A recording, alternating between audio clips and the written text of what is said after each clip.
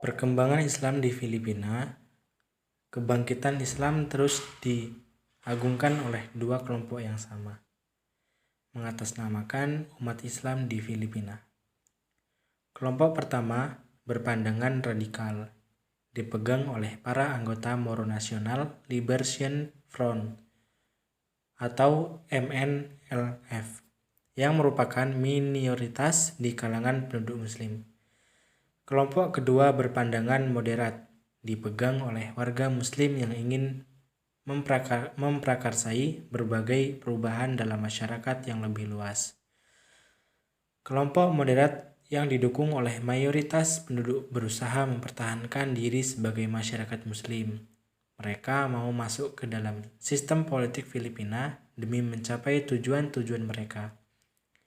Dengan menggunakan semua cara-cara legal dan konstitusional yang ada, termasuk penyebar luasan ide-ide pemikiran, mengorganisir kelompok-kelompok penekan dan berpartisipasi dalam usaha-usaha pemerintah untuk menemukan suatu penyelesaian yang damai dan adil terhadap Moro National Liberation Front atau MNLF menggunakan dua strategi, yakni penarikan perhatian internasional, khususnya negara-negara Islam, tentang nasib mereka yang tertindas, menjalankan perang gerilya untuk melemahkan pemerintahan Filipina.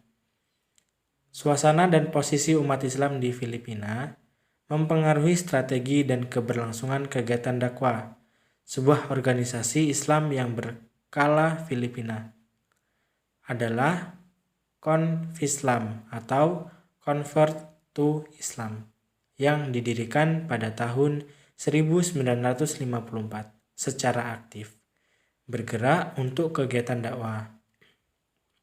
Pada tahun 1981, Convislam mempelopori sebuah organisasi dakwah yang berskala nasional yang disebut Islamic Dakwah Council of the Philippines untuk menjadi payung semua gerakan dan kegiatan dakwah. Kegiatan-kegiatannya antara lain penerbitan buku-buku Islam, kunjungan ke cabang-cabang provinsi, menyelenggarakan serangkaian kuliah umum, membangun masjid, menghadiri konversi-konversi internasional, dan program-program pelatihan untuk usaha dakwah Islam, menyelenggarakan sekolah minggu, dan kursus-kursus bahasa Arab. Masa kolonial Spanyol. Proses Islamisasi di seluruh Filipina secara tiba-tiba terhenti akibat datangnya bangsa Spanyol dari utara, sebagaimana yang disebutkan sebelumnya. Sejak masuknya orang-orang Spanyol ke Filipina pada 16 Maret 1521 Masehi, penduduk pribumi telah mencium adanya maksud lain di balik ekspedisi ilmiah. Ketika kolonial Spanyol menaklukkan wilayah utara dengan mudah dan tanpa perlawanan, tidak demikian halnya dengan wilayah selatan. Mereka justru menemukan penduduk wilayah selatan melakukan perlawanan sangat gigih, berani, dan pantang menyerah. Walaupun demikian, kaum muslimin tidak pernah dapat ditundukkan secara total. Selama masa kolonial, Spanyol menerapkan politik divide and rule atau pecah belah dan kuasai, serta mission Sertion atau misi suci kristenisasi terhadap orang-orang Islam. Bahkan orang-orang Islam distigmatisasi atau julukan terhadap hal-hal yang buruk sebagai Mor atau Moro. Artinya orang yang buta huruf, jahat, tidak bertuhan, dan juramentedos atau tukang bunuh. Sejak saat itu, julukan Moro melekat pada orang-orang Islam yang mendiami kawasan Filipina Selatan tersebut. Selanjutnya, C. Masa imperialisme Amerika Serikat, di mana masa imperialisme Amerika Serikat sekalipun Spanyol gagal menundukkan Mindanao dan Sulu, Spanyol tetap menganggap kedua wilayah itu merupakan bagian dari teritorialnya. Secara tidak sah, dan tidak bermoral, Spanyol kemudian menjual Filipina kepada Amerika Serikat seharga USS 20 juta pada tahun 1898 Masehi melalui Traktat Paris. Kemudian Amerika datang ke Mindanao dengan menampilkan diri sebagai seorang sahabat yang baik dan dapat dipercaya. Inilah karakter musuh-musuh Islam sebenarnya pada abad ini. Hal ini dibuktikan dengan ditandatanganinya Traktat Batas 20 Agustus 1898 Masehi yang menjanjikan kebebasan beragama, kebebasan mengungkapkan pendapat, kebebasan mendapatkan pendidikan bagi bangsa Moro. Namun traktat tersebut hanya taktik mengambil hati orang-orang Islam agar tidak memberontak. Karena pada saat yang sama, Amerika tengah disibukkan dengan pemberontakan kaum revolusioner Filipina Utara, pimpinan Emilio Aguinaldo. Terbukti setelah kaum revolusioner kalah pada 1902 Masehi. Kebijakan Amerika Serikat di Mindanao dan Sulu kemudian 1903 Masehi, Mindanao dan Sulu disatukan menjadi wilayah provinsi Moralan dengan alasan untuk memberadabkan atau civilizing rakyat Mindanao dan Sulu. Masa peralihan. Masa pra-kemerdekaan ditandai dengan masa peralihan kekuasaan dari penjajah Amerika ke pemerintah Kristen Filipina di utara untuk menggabungkan ekonomi Moralan ke dalam sistem kapitalis. Diberlakukan hukum-hukum tanah warisan jajah as yang sangat kapitalistis seperti Land Regulation Act No. 496 November 1902 yang menyatakan keharusan pendaftaran tanah dalam bentuk tertulis, ditandatangani dan di bawah sumpah. Kemudian Philippine Commission Act No. 718 4 April 1903 yang menyatakan hibah tanah dari para sultan, datuk atau kepala suku non-Kristen sebagai tidak sah jika dilakukan tanpa ada wewenang atau izin dari pemerintah. Demikian juga Public Land Act No. 296 7 Oktober 1903 yang menyatakan semua tanah yang tidak didaftarkan sesuai dengan Land Regulation Act No. 496 sebagai tanah negara.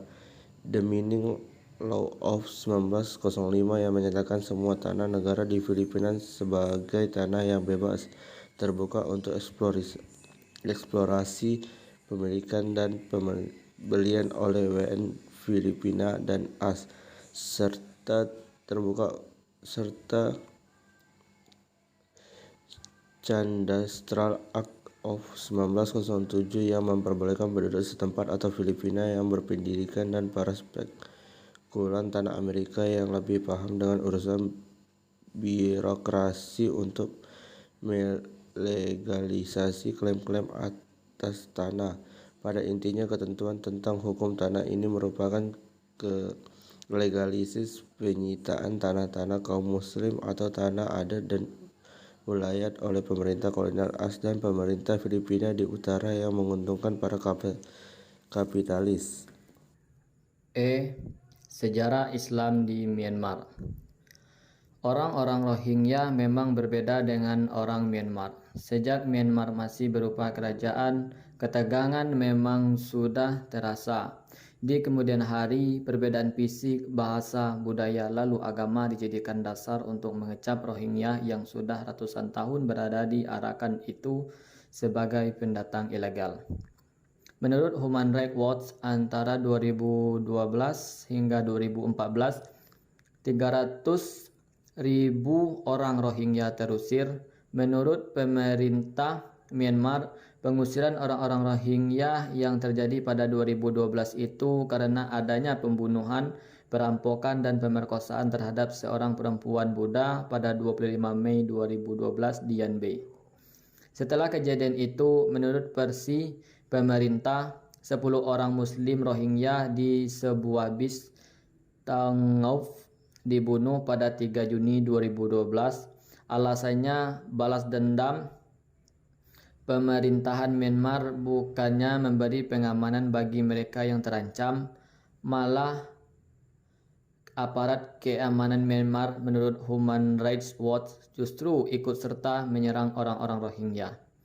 Keterlibatan biksu Asin Wiratu dari kelompok Buddha Arakan yang memiliki laskar bernama Gerakan 969 berperan aktif menebar teror dan kebencian.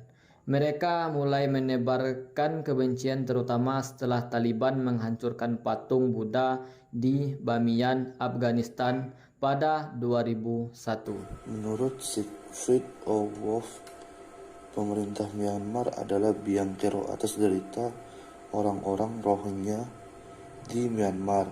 Orang-orang Rohingya itu dianggap saingan tambahan oleh pihak penguasa dalam kehidupan sosial politik di sana.